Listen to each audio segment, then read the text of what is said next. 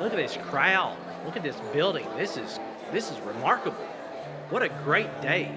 Scovell Hall reminds us that our land-grant mission has always been powered by people. Our health, our families, our communities, and our quality of life.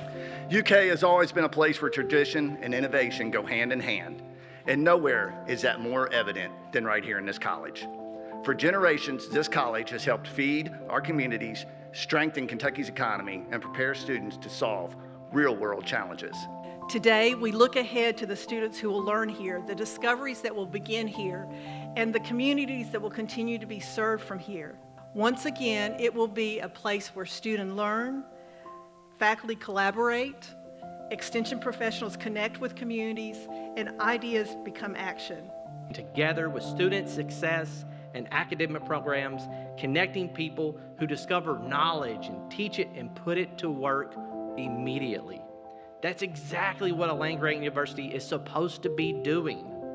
As we celebrate this reopening, we should also, all of us here today, recommit ourselves to the mission behind it.